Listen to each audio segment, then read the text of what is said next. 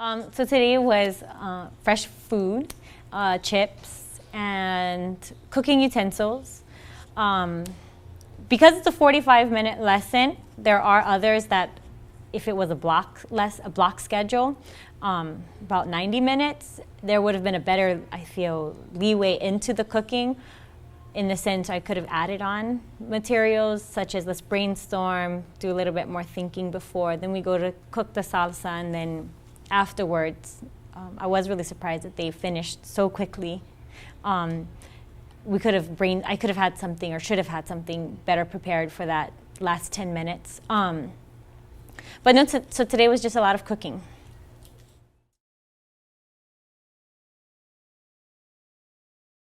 I love cooking with the students. There is definitely a fear factor for me in it because the students can get hurt, and I do fully believe that as an educator, I need to first make a safe classroom and keep my students safe over just teaching them. The balance, I think there's more worth in what they can learn from teaching, from cooking, than from shying away from it because it's too scary or it takes too much time.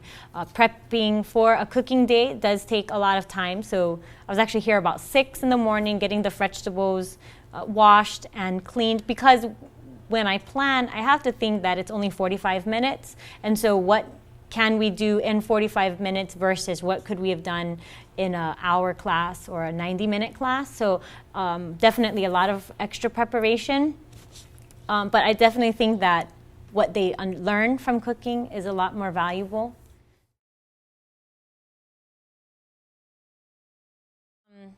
It's hands-on. It's extremely engaging. Students need to know the foods of the cultures that they're studying. Cilantro is one that they always are like, what? And then I think a lot of the local kids also, they know it as Chinese parsley, and they're like, oh, this is cilantro? This is Chinese parsley. Of course I know it. And to all of a sudden see them own it and be like, oh, of course we eat this. And it kind of begins to take away this, you're different, or this is different. We do share a lot more. And so I think one of the overarching goals of being a global citizen is really helping kids to see right now that, wow, everyone is a lot more similar than we are different, and we can really begin to enjoy things that come from all parts of the world around us.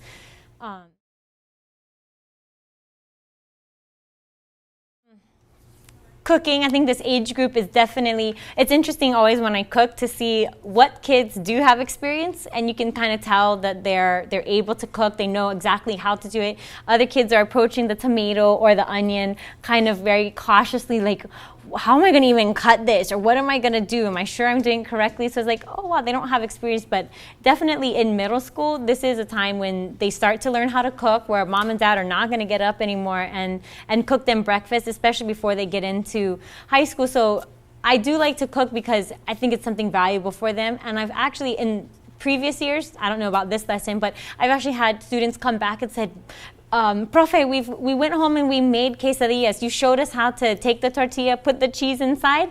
I made that dinner for my family, and that was one of the most rewarding comments that a student once brought back to me. And I was like, wow, cooking really does begin to spill over into their lives, something that they are taking home and then sharing, and hopefully also giving them confidence, because they need to grow in their independence. And I don't know if it's because I'm a parent myself, but sometimes seeing your child as an independent individual instead of just your child that you need to take care of is hard. And so I think as a teacher, now I'm able to bring that in, telling kids, well, even if your parents aren't cooking you dinner, you can go home and cook this for them now.